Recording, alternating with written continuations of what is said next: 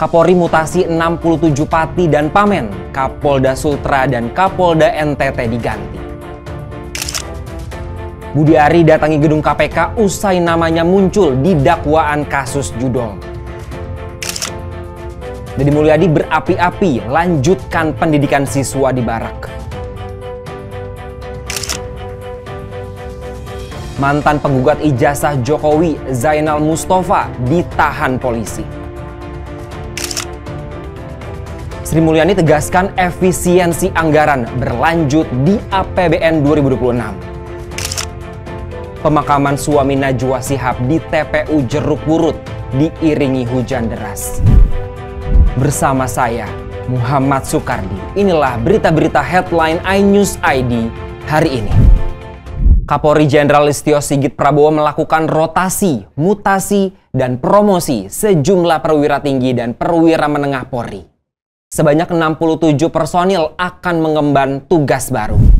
Mutasi Polri terbaru itu tertuang dalam surat telegram nomor ST-108-5-KEP-2025 tertanggal 20 Mei 2025 yang ditandatangani ASSDM Kapolri Irjen Anwar. Dalam mutasi kali ini, 2 Kapolda diganti, yaitu Kapolda di Sulawesi Tenggara dan Nusa Tenggara Timur. Kapolda NTT Irjen Pol Daniel Tahimonang Silitonga diangkat dalam jabatan baru sebagai Kasespim Lemdiklat Polri. Penggantinya Irjen Pol Rudi Darmoko, sebelumnya menjabat sebagai Kasespim Lemdiklat Polri. Ini merupakan kali pertama Irjen Rudi Darmoko menjabat Kapolda. Dia tercatat sebagai lulusan terbaik Akpol 1993 yang berpengalaman dalam bidang SDM. Jabatan terakhirnya Kasespim Lemdiklat Polri sejak 11 November 2024. Kemudian Kapolda Sultra Irjen Dwi Irianto diangkat sebagai Pati Polda Sultra dalam rangka pensiun. Penggantinya yaitu Irjen Didik Agung Wijanarko, Pati Bareskrim Polri yang ditugaskan di KPK. Irjen Didik merupakan lulusan Akpol 1991 yang telah meniti karir panjang di Polri. Jabatan terakhirnya Pati Bareskrim Penugasan sebagai Deputi Bidang Koordinasi dan Supervisi KPK sejak tahun 2022. Karopenmas Divisi Humas Polri Brigjen Truno Yudo Wisnu Andiko mengatakan mutasi ini merupakan bentuk komitmen Polri dalam mewujudkan pelayanan yang lebih baik, responsif, dan adaptif terhadap tantangan tugas ke depan. Para Pati dan Pamen Polri tersebut segera melaksanakan tugas yang baru paling lambat 14 Juni setelah tanggal ditetapkan. Menteri Koperasi Budi Aris Setiadi mendatangi Gedung Merah Putih KPK. Ada apa? Dari pantauan iNews ID di lokasi, Budi tiba di kantor Lembaga Anti Rasuah sekitar pukul 10.15 waktu Indonesia Barat dengan menggunakan kendaraan Toyota Hiace. Dengan mengenakan kemeja putih dan celana hitam, Budi langsung bergegas masuk ke kantor KPK tanpa mengungkapkan tujuan kedatangannya. Budi Ari belum bersedia diwawancarai wartawan.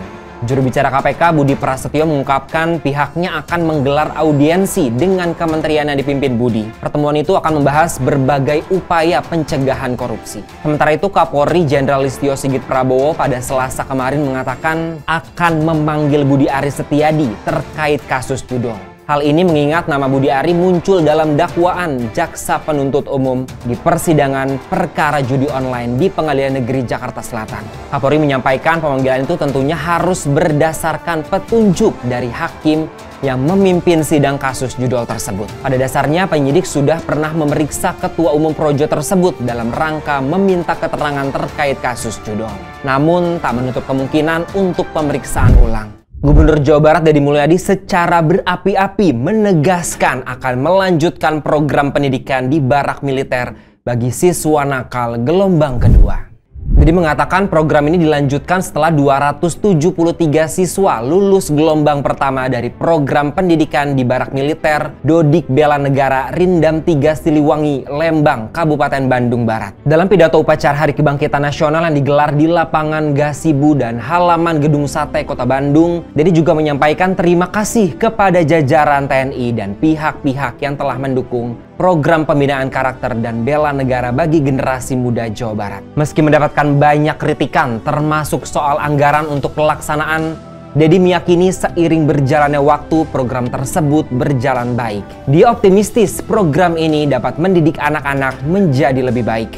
Dalam pidatonya, Deddy menyebut ada yang berharap program ini berhasil, namun ada juga yang berharap gagal. Yang berharap ini berhasil menurutnya adalah kaum-kaum nasionalis yang mencintai bangsa ini. Sementara yang berharap program ini gagal adalah para tukang nyinyir dan para pembenci yang menjadikan politik sebagai tujuan hidupnya tanpa pernah bisa membedakan mana kepentingan politik dan mana kepentingan kebangsaan. Deddy menegaskan pembangunan di Jawa Barat akan terus meningkat, salah satunya dengan program pembinaan siswa di Barak.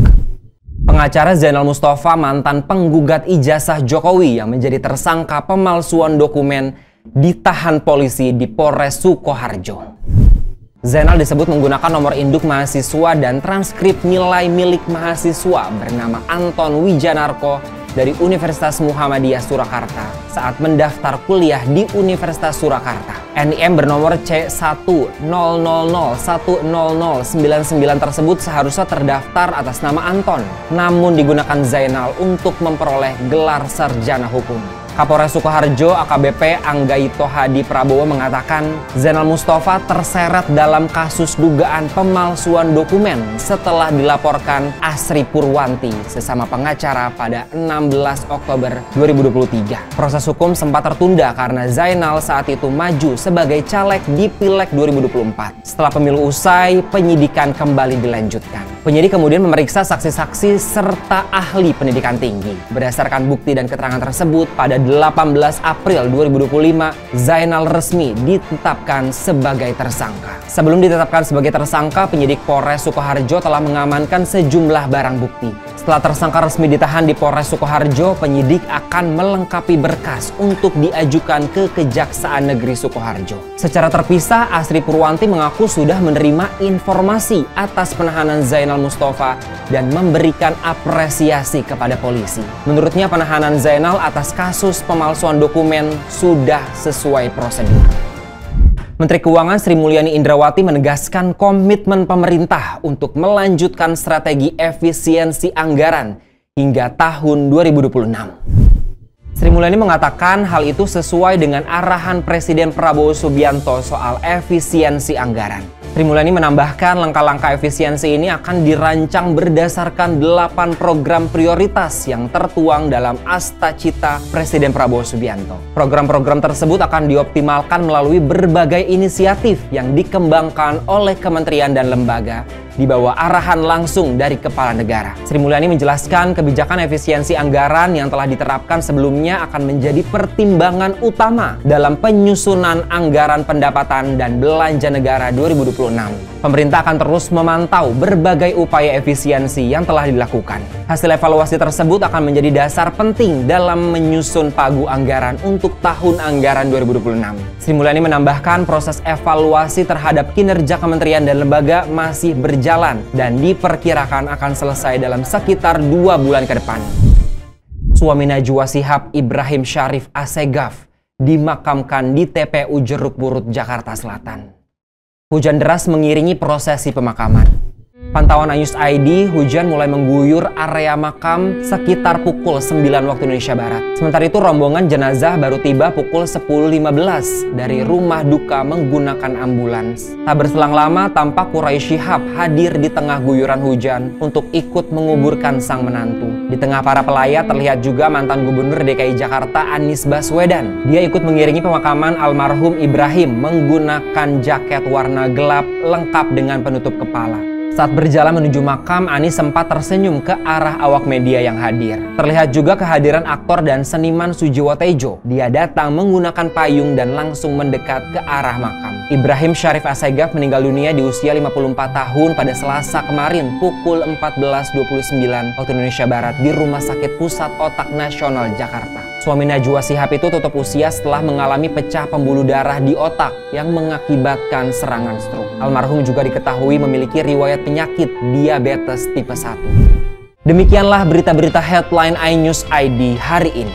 iNews ID, cepat, terpercaya.